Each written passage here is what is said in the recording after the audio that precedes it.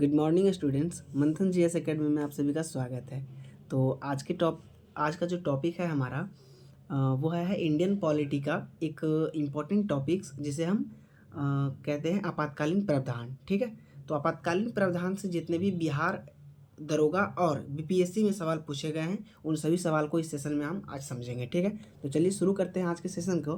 पहला सवाल है कि राष्ट्रीय आपातकाल किस आधार पर घोषित किया जा सकता है।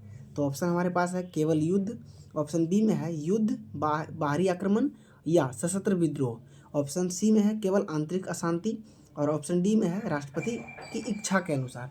ये देख सकते हैं बीपीएससी प्रीलिम्स 2018 का पूछा गया सवाल है। तो इसका सही उत्तर जो जाएगा विद्यार्थीगण बी के साथ जाएगा, यानी कि युद्ध, बाहरी आक्रमण और सशस्त्र विद्रोह तीनों स्थिति में राष्ट्रपति शासन या आपातकालीन प्रावधान जो है हमारे भारत में लग सकती है। आगे बढ़ते हैं।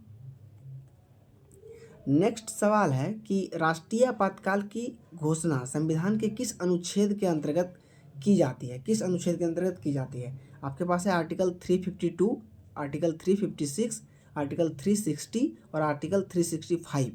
तो इसका सही उत्तर जो जाएगा विद्यार्थीगण वह ए के साथ जाएगा, यानी कि आर्टिकल 352 यानी अनुच्छेद 352। ये देख सकते हैं बिहार दरोगा प्रीलिम्स 2019 का पूछा गया सवाल है। आगे बढ़ते हैं।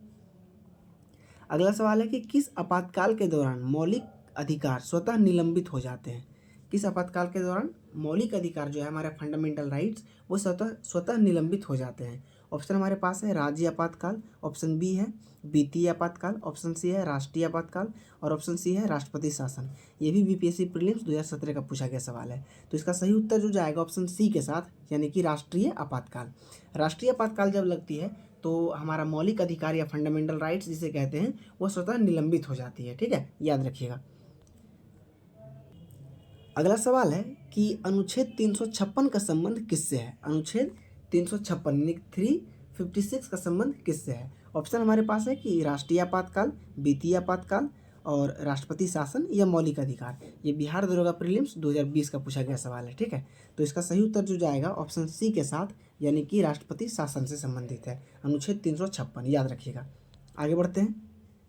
अगला सवाल है विद्यार्थीगण कि भारत में पहली बार राष्ट्रीय आपातकाल है ना, राष्ट्रीय आपातकाल कब घोषित किया गया था? तो ऑप्शन हमारे पास है कि 1962, 1965, 1971 या 1975। ये बीपीएससी प्रीलिम्स 2016 का पूछा गया सवाल है। तो 5 नंबर का जो सही उत्तर जाएगा ऑप्शन ए के साथ, यानी कि 1962। क्या जाएगा? 1962 में पहली बार भारत में राष्ट्रीय आपातकाल घोषित किया गया था। वो कब किया गया था? भारत और चीन का जब युद्ध हो रहा था तो उस समय जो है भारत में पहली बार राष्ट्रीय आपातकाल घोषित किया गया था। ठीक है, आगे बढ़ते हैं। अगला सवाल है कि वित्तीय आपातकाल संविधान के किस अनुच्छेद में वर्णित है। वित्तीय आपातकाल संविधान के किस अनुच्छेद में वर्णित है? तो ऑप्शन आपके पास है 352, 356, 360 और 365। तो इसका सही उत्तर जो जाएगा 6 का वो ऑप्शन सी के साथ जाएगा विद्यार्थीगण, अनुच्छेद 360।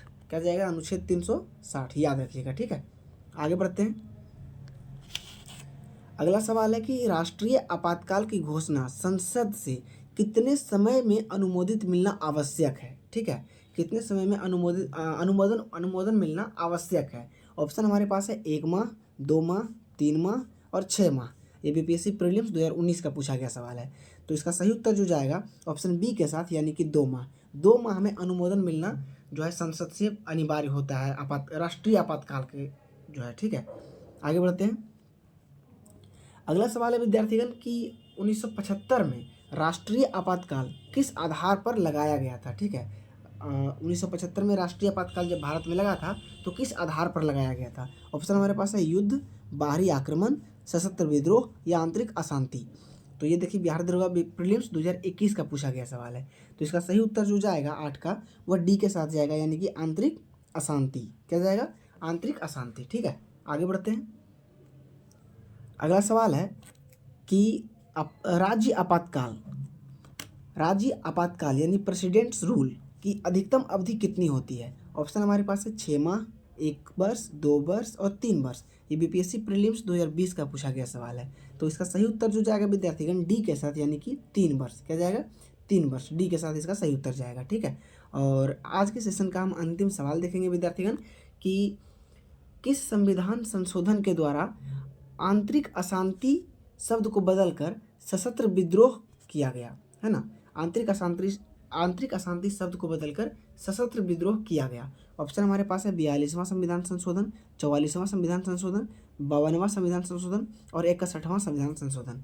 ये बिहार दरोगा प्रीलिम्स 2017 का पूछा गया सवाल है। तो इसका सही उत्तर जो जाएगा विद्यार्थीगण बी के साथ, यानी कि 44वां संविधान संशोधन। ठीक है, ये जाएगा 44वां संविधान संशोधन के साथ इसका सही उत्तर।